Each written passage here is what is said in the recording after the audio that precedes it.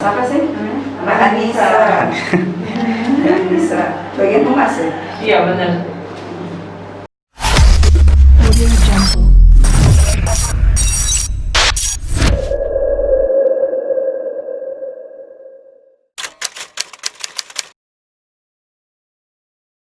Assalamualaikum warahmatullahi wabarakatuh. Selamat datang sahabat Bawaslu di Indonesia. Kembali lagi di channel kami Bawaslu Tangsel TV dari Tangsel untuk Indonesia.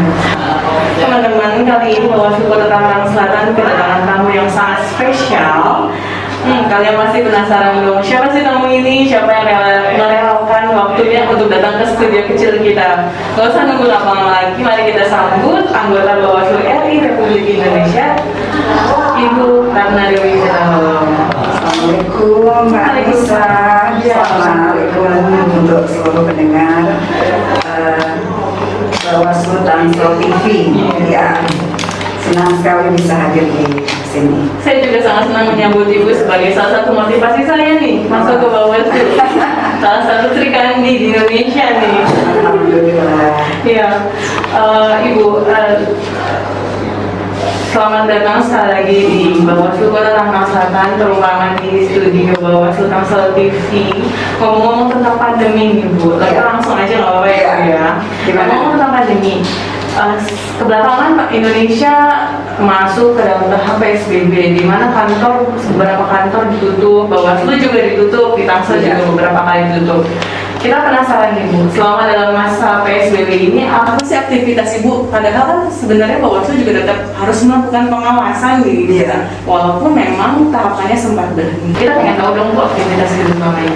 Ya, jadi kalau kita merunut ke belakang ya, bagaimana perjalanan Pilkada tahun 2020, memang berdasarkan surat keputusan KPU sempat mengalami penundaan karena memang kondisi pandemi COVID yang tidak memungkinkan tahapan dilanjutkan. Nah, Bawaslu sendiri berdasarkan hasil pemantauan lapangan, kemudian berinisiatif untuk menyampaikan kepada KPU agar dilakukan penundaan. Jadi, SK penundaan KPU itu sesungguhnya dalam pertimbangannya itu kalau kita lihat adalah juga mempertimbangkan rekomendasi Bawaslu. Tapi kan tugas-tugas pengawasan tetap harus kita laksanakan terhadap tahapan yang tidak dihentikan. Ya, berkaitan dengan tahapan yang dihentikan itu kan pada waktu itu ada dua tahapan. Tahapan verifikasi dukungan calon perseorangan dan juga tahapan coklit. Nah, terhadap tahapan-tahapan lain yang potensi pelanggarannya juga masih kemungkinan bisa terjadi, seperti pengaturan tentang larangan penggantian pejabat diatur dalam pasal 71 ayat 2. Nah, jajaran pengawas pemilu tetap bekerja mengawasi aktivitas gubernur, bupati, wali kota yang kemudian melakukan tindakan yang tidak sesuai dengan ketentuan pasal 71 ayat 2. Nah, itu yang menjadi fokus pengawasan kita. Maka catatan hasil pengawasan dan penanganan pelanggaran kita soal netralitas ASN di masa waktu jeda, ya, di masa kita pada waktu itu sudah ada penerapan PSBB dan juga ada perintah bekerja dari rumah. Fungsi-fungsi pengawasan itu terus dilaksanakan dan itu bisa kita buktikan dengan catatan hasil penanganan pelanggaran kita soal netralitas ASN dan juga aktivitas pengawasan yang kemudian outputnya berupa temuan dan juga ada beberapa laporan, tapi kebanyakan temuan soal pelanggaran etik yang dilakukan oleh jajaran KPU di dalam rekrutmen PPK maupun BPS, dan itu sudah diproses ya. Jadi itu selama masa pandemi itu kita kerja gitu ya.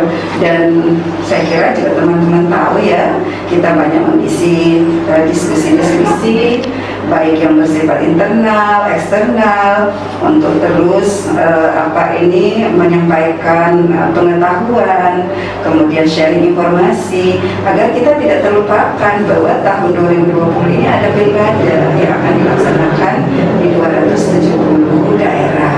Masih sehingga publik juga harus terbangun konsentrasinya, motivasinya, karena tidak mudah melaksanakan pilkada di pandemi COVID-19, butuh dukungan semua pihak yang punya kepentingan. Jadi bukan hanya partai politik yang akan melahirkan bakal calon, bukan hanya bakal calon yang ingin berkontestasi, tapi kita semua masyarakat secara keseluruhan, karena hasil dari pemilihan ini tentu akan berkonsekuensi terhadap jalannya pemerintahan 5 tahun ke depan. Balik lagi ke soal pandemi, kan banyak mekanisme dan waktu yang berubah pada akhirnya kan. Masalah waktu yang paling signifikan adalah dari 23 September menuju ke 9 Desember diundur. Terus juga ada mekanisme seperti kampanye yang ditiadakan. Yang tadinya kita kumpul untuk mendukung seseorang, masyarakat kumpul dalam untuk mendukung calon, sekarang ditiadakan, akhirnya diganti dengan kampanye daring atau online. Itu gimana sih Bu, kiat-kiat atau regulasi-regulasi yang sudah diciptakan Bawaslu RI untuk melakukan pengawasan dalam pandemi seperti ini? Ya, sebenarnya kalau kita mempelajari Perpu 2 tahun 2020 secara substansi, konsep pengawasan, kemudian penanganan pelanggaran, penyelesaian sengketa, itu tidak banyak mengalami perubahan, ya. Soal kewenangan, tata cara kita melakukan penanganan pelanggaran, penyelesaian sengketa juga tidak berubah. Nah, pengaturan di di Perpu 2 tahun 2020 itu lebih kepada pengaturan tentang kondisi pandemi COVID-19. Berarti ini yang harus kita sesuaikan. Jadi strategi pencegahan kita, kemudian strategi pengawasan, kemudian juga penanganan pelanggaran dan penyelesaian sengketa harus kita sesuaikan dengan kondisi pandemi COVID-19. Kondisi seperti apa? Pertama, ada perintah untuk menerapkan protokol kesehatan secara ketat, bahwa dalam setiap aktivitas-aktivitas yang kita lakukan, kita harus memperhatikan ya kesehatan kita, bahwa ada perilaku-perilaku yang harus kita ubah, misalnya kebiasaan mencuci tangan, menggunakan masker, kemudian menghindari pertemuan-pertemuan secara fisik, memanfaatkan teknologi informasi, melakukan pertemuan secara daring, ya. Kemudian juga ya diharapkan di dalam setiap aktivitas itu betul-betul protokol kesehatan ini diterapkan. Sebenarnya hanya di sini saja ini penyesuaiannya, dan memang karena ada perintah distancing, physical distancing, ada beberapa metode kampanye yang mungkin juga harus menyesuaikan. Dan sebagaimana yang kita ketahui bersama di dalam beberapa forum, KPU sudah menyampaikan bahwa mungkin kampanye ini akan lebih banyak dilakukan secara daring. Nah, ini yang harus kita antisipasi, karena penggunaan teknologi, ya, penggunaan alat komunikasi, kemudian kampanye melalui daring, tentu kita tidak mudah nanti melacak bagaimana potensi pelanggaran yang terjadi, misalnya indikasi politik uang. Nah, kalau secara daring kan otomatis peserta itu harus diberikan dukungan berupa ketersediaan paket internet oleh pasangan calon. Nah, berapa pembatasan jumlahnya itu harus jelas. Nah, kalau diberikan lebih dari itu, bagaimana kita melacaknya? Apakah transferannya dilakukan secara langsung, sementara ini kan daring, berarti mungkin akan menggunakan transferan melalui bank. Nah, bagaimana kita melacaknya? Nah, itu berarti kan dari sekarang kita harus sudah mulai melakukan inventarisasi potensi kelembagaan yang bisa kita ajak kerjasama. Pada pemilu 2019 kan kita sudah kerjasama dengan PPATK. Nah, PPATK ini tentu adalah kelembagaan yang diberi kewenangan berupa penelusuran transaksi-transaksi yang dianggap ada potensi tidak bersesuai dengan undang-undang, dia punya kewenangan. Nah, Bawaslu kan tidak. Makanya kita punya kerjasama dengan PPATK untuk membantu menemukan terjadinya mungkin transaksi-transaksi yang terindikasi pelanggaran. Itu yang kita lakukan, sehingga dengan penggunaan metode secara daring ini kita juga bisa pastikan bahwa prosesnya itu betul-betul dilaksanakan berdasarkan undang-undang, tidak ada potensi politik uang, misalnya seperti itu. Nah ini yang memang strategi pencegahan pengawasan yang harus disesuaikan dengan kondisi pandemi COVID-19. Nah, KPU kan sudah mengeluarkan PKPU 6 tahun 2020 soal pelaksanaan pilkada di masa pandemi COVID-19. Nah, Bawaslu kita sekarang juga sedang dalam proses ya, sudah sampai proses harmonisasi. Kita tinggal menunggu proses pengundangan. Nanti kita akan lihat bagaimana pengaturan penggunaan teknologi informasi ya, pertemuan-pertemuan secara online, secara daring, pemeriksaan kasus yang dilakukan secara daring itu dilakukan, sehingga nanti tidak ada gugatan di kemudian hari. Itu dia. Jadi ada pengawasan dilakukan. Yang saya penasaran, kerawanan seperti apa nih yang mungkin masyarakat perlu tahu. Ini tuh maksudnya pelanggaran. Jadi kalau misalnya pelanggaran, silakan laporkan ke Bawaslu. Kita kan sudah menyusun IKP ya, jadi di kerawanan pilkada kita berkaitan dengan pelanggaran pemilihan ada dua sebenarnya, yaitu politik uang dan abuse of power, penyalahgunaan kekuasaan ya, termasuk netralitas ASN. Kenapa? Karena di 270 daerah yang akan menyelenggarakan pilkada ada potensi 230 itu diikuti oleh calon petahana. Nah di kota Tangerang Selatan sendiri ada potensi ya akan diikuti oleh petahana. Nah ini tentu akan memberi peluang melakukan beberapa hal, misalnya mobilisasi birokrasi, penggunaan program kegiatan ya untuk kepentingan kontestasi. Kemarin saja kita sudah mencatat ya beberapa kegiatan pembagian bantuan sosial ya ternyata diselipkan untuk kepentingan pilkada tahun 2020. Nah di samping itu juga potensi pelanggaran di pilkada 2020 ini adalah soal mahar politik ya, karena ada beberapa calon yang punya relasi kekuasaan ya, kemudian beberapa calon yang juga memiliki kekuatan dana yang besar. Nah itu juga harus kita antisipasi ya. Kemudian penggunaan fasilitas negara, kemudian penggunaan sarana pendidikan, sarana ibadah untuk kampanye, kemudian penggunaan dokumen palsu dalam tahapan pencalonan, dukungan palsu dalam tahapan verifikasi dukungan calon perseorangan, dan juga potensi misalnya pada hari pemungutan suara menggunakan hak pilih lebih dari satu kali atau menggunakan hak pilih orang lain. Jadi itu beberapa potensi yang kemungkinan akan terjadi di tahun 2020. Nah memang kekhawatiran kita yang terbesar adalah soal politik uang, karena kita tahu di masa pandemi COVID-19 ini ketika dilakukan PSBB kan banyak orang kehilangan pekerjaan ya, sehingga tidak ada pemasukan, sumber pendapatan berkurang, sementara kebutuhan kan tidak berkurang. Nah ini dalam kondisi kebutuhan yang besar, pemasukan tidak ada, bisa menjadi potensi tingginya angka politik uang. Nah ini tentu kita butuh dukungan masyarakat ya untuk membangun gerakan moral ya untuk tolak politik uang.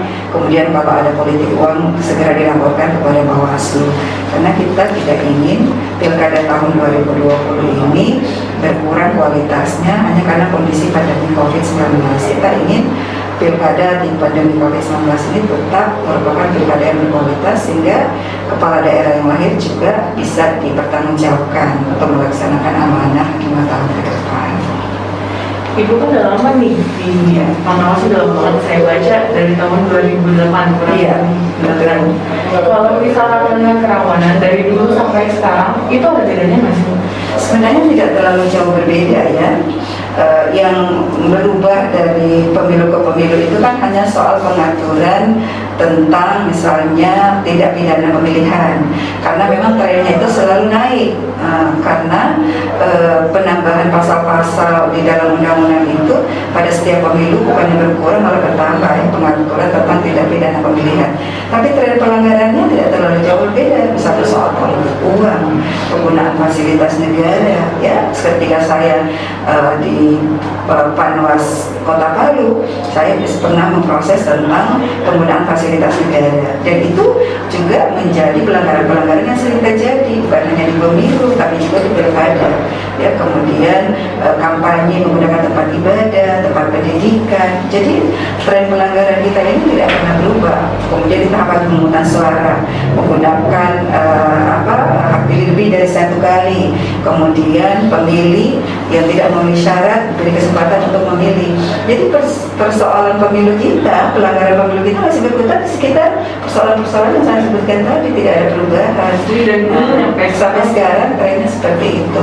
Atau karena memang pengaturannya tidak pernah berubah, tapi kan ini menunjukkan bahwa memang dari tahun ke tahun proses pendidikan politik ini berarti belum berjalan secara baik, karena praktek-praktek itu masih terus terjadi, baik yang dilakukan oleh pemilih, oleh peserta maupun oleh oknum penyelenggara sendiri. Misalnya perubahan berita acara hasil rekapitulasi di pemilu 2019 masih kita temukan, padahal di tahun 2009 saya juga sudah bertemu dengan hal yang sama.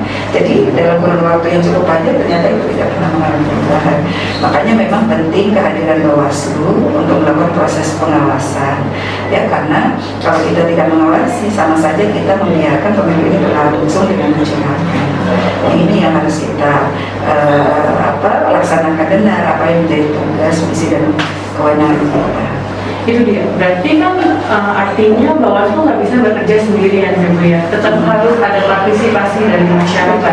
Saya masyarakat edukasinya masih belum banyak mengenai pelanggaran-pelanggaran, jadi saya juga pengen gitu mengedukasi masyarakat, dan saran dari Bawaslu RI sendiri bagaimana sih Bu cara mengedukasi masyarakat bahwa ini loh pelanggaran, kalau menemukan silahkan laporkan gitu. Jadi memang menumbuhkan kesadaran masyarakat itu tidak bisa instan, ya, karena ini kan mau menanamkan budaya budaya anti politik uang misalnya, itu tidak bisa kita laksanakan hanya ketika musim pemilu, tapi memang dia harus ada proses yang dilakukan jauh sebelum pelaksanaan pemilu, dan dia harus terprogram secara baik, ya, dilakukan dengan pendekatan sistem yang baik, ya, kemudian dilakukan secara dengan bangunan struktur yang baik, dan harus dilakukan secara masif. Jadi misalnya melalui pendidikan formal atau pendidikan informal. Penanaman budaya ini kan memang harus dimulai dari dini. Jadi sebenarnya kalau menurut saya, ya, dalam dengan kondisi seperti ini, penanaman paham tentang pemilu bersih itu harus dimulai dari tingkat pendidikan dasar. Jadi itu sudah harus ditanamkan. Budaya-budaya kejujuran itu memang harus kita praktekkan di dalam segala sektor kehidupan, di dalam setiap interaksi sosial kita. Karena kalau dilakukan secara instan, ya, sekarang kan kami juga punya program, ya, kita Bawaslu punya program pengawasan partisipatif. Bahkan sekarang sudah kita desain menjadi sekolah kader pengawas partisipatif. Tapi angka partisipasi masyarakat bisa kita lihat, ya, di angka penanganan pelanggaran. Temuan kita masih tinggi jika dibandingkan dengan laporan. Laporan itu tidak sampai 20%. Nah, ini menunjukkan bahwa masyarakat kita itu belum terdorong untuk aktif melakukan pengawasan dan juga melaporkan. Berarti ini kan masih butuh waktu, ya, butuh waktu yang panjang untuk memberikan pendidikan politik kepada masyarakat, dan sudah sejatinya lah memang lembaga-lembaga yang punya konsen di bidang pendidikan untuk memasukkan ini dalam kurikulum pendidikannya, bahwa ada kepentingan besar kita untuk membangun proses demokrasi yang tidak sekedar prosedural, ya, tapi demokrasi yang substantif, bahwa partisipasi masyarakat yang selama ini menjadi objek dari kecurangan-kecurangan di dalam pilkada itu sudah harus ditanamkan budaya itu, pendidikan SD, SMP, SMA, ya, sampai pada sehingga itu menjadi sebuah budaya. Jadi mungkin pada pelaksanaan pilkada dulu kita tidak perlu lagi bersusah payah untuk bisa mengajak masyarakat untuk berpartisipasi. Nah, itu saya kira yang harus menjadi perhatian kita, karena kalau keterlibatannya itu dilakukan secara instan, hasilnya kita lihat memang belum terlalu maksimal. Nah, teman-teman, jadi pelaporan itu masih 20% dari kasus yang sudah diatasi oleh Bawaslu. Jadi kalau misalkan teman-teman tadi kata Ibu udah di pelanggaran udah disampaikan, terus laporan juga depan 30%, artinya kami masih menunggu nih laporan-laporan dari kalian. Kalau misalkan kalian menemukan pelanggaran pada saat di lingkungan tempat kalian tinggal, kalian bisa langsung menghubungi Bawaslu Kota Tangerang Selatan untuk melakukan pelaporan agar kami bisa mengatasi kasus tersebut dan juga bisa menumbuhkan demokrasi pemilihan di Kota Tangerang Selatan. Ya, jadi kan pemilu atau pilkada itu kan sebenarnya filosofinya itu kan pengawasan oleh rakyat. Tidak ada satupun kepentingan lain dari sebuah proses pemilu kecuali kepentingan untuk menghadirkan pemimpin sesuai dengan kehendak rakyat. Berarti kan posisinya di sini rakyat yang paling punya kepentingan untuk menyelamatkan pemilu atau pilkada. Berarti rakyat harus berpartisipasi. Seperti apa yang mengawasi? Paling tidak pertama awasi diri sendiri. Jangan sampai melakukan kecurangan. Jangan menerima uang, ya. Nah, tetapi yang harus kita lakukan sebaliknya, ajak keluarga kita, tetangga kita, teman kita, ya, untuk menjadi pemilih yang cerdas. Bagaimana pelajari visi misi bakal calon, rekam jejak, investasi sosial yang sudah dia lakukan, integritasnya seperti apa. Nah, ketika kita sudah bisa menentukan itu, kita kan punya kriteria. Saya punya kepentingan pemimpin seperti apa. Misalnya concern saya adalah bagaimana memberantas angka kemiskinan. Nah, program bakal calon ini terhadap program-program peningkatan kesejahteraan itu seperti apa, ya itu yang kita pelajari. Nah, kalau perlu bahkan kita membuka ruang-ruang untuk melakukan komunikasi. Nah, sehingga kita memilih itu betul-betul berdasarkan pertimbangan-pertimbangan yang matang. Nah, ini yang belum pernah kita lakukan. Seringkali kan kita hanya ikut-ikutan, ya, karena pendekatan kekeluargaan, pendekatan pertemanan, pendekatan kesukuan, pilihan-pilihan itu kan masih berputar seputar itu. Padahal kita berharap bahwa kesempatan setiap 5 tahun ini betul-betul harus kita manfaatkan, sehingga kita bisa menjadi bagian yang memilih berdasarkan pertimbangan-pertimbangan rasional. Nah, ini masyarakat, ya, kaum intelektual, kaum akademisi itu harus ikut berpartisipasi, ya, pada Kota Tangerang Selatan itu harus terpanggil untuk ikut itu, berkontribusi pikiran, kerja, ya, kritikan kepada Bawaslu untuk peningkatan kerja-kerja juga penting, supaya bisa mencapai kualitas tadi.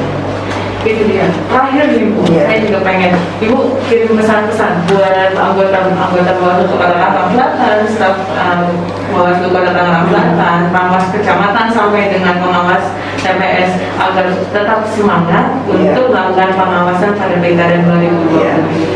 Kita ini boleh dikata orang-orang pilihan, ya, walaupun semuanya melalui proses seleksi, tapi kita lah yang dipilih. Berarti ada kepercayaan yang ditanamkan kepada diri kita sendiri, ada kepercayaan yang diharapkan diletakkan di pundak kita agar kita bisa berkontribusi bagaimana menyelamatkan pilkada tahun 2020 di masa pandemi COVID-19.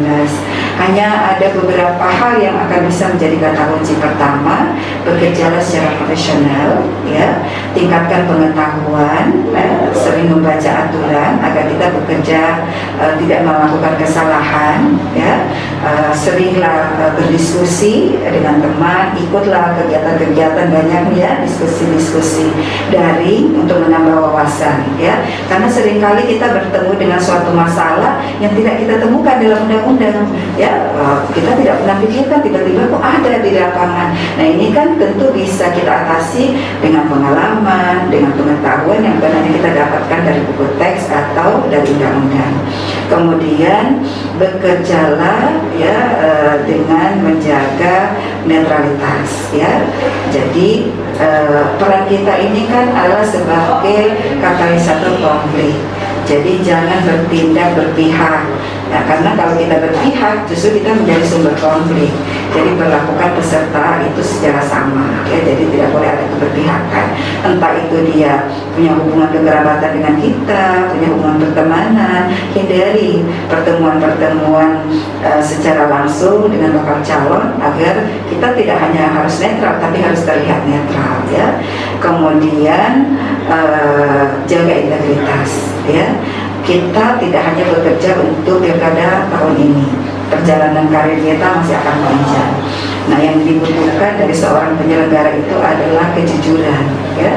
Cara kita untuk bisa menegakkan integritas itu adalah bekerja dengan jujur, jujur bertindak, jujur berpikir. Kata orang, jujur sejak dari berpikir kita. Jadi, ketika kita jujur, maka insya Allah kita akan bisa menegakkan integritas pemilihan. Saya kira itu. Ya, Nah teman-teman, itu dia wawancara kita dengan anggota Bawaslu RI, Ibu Ratna. Saya sangat senang sekali Mbak bisa mewawancarai Ibu karena Ibu salah satu motivasi saya ada di sini. Kami juga berterima kasih kepada Ibu yang sudah mendengarkan sama Mbak Anissa. Iya. Mudah-mudahan bermanfaat untuk teman-teman Bawaslu di Kota Tangerang Selatan ataupun yang sempat mendengar untuk wawancara kita pada hari ini. Pasti. Jadi teman-teman, kalau misalkan kalian penasaran nih kegiatan apa aja sih yang ada dilakukan di Bawaslu di tengah pandemi ini, karena walaupun tengah pandemi kita tetap melakukan pengawasan, bisa juga nih follow Instagram Bawaslu RI, Bawaslu Kota Tangerang Selatan, atau mengunjungi website-nya karena kita selalu update nih informasi-informasi apa aja yang memang kita kerjakan. Jadi jangan lupa buat subscribe Bawaslu Tangsel TV untuk menerima informasi-informasi selanjutnya. Sampai jumpa minggu depan. Salam.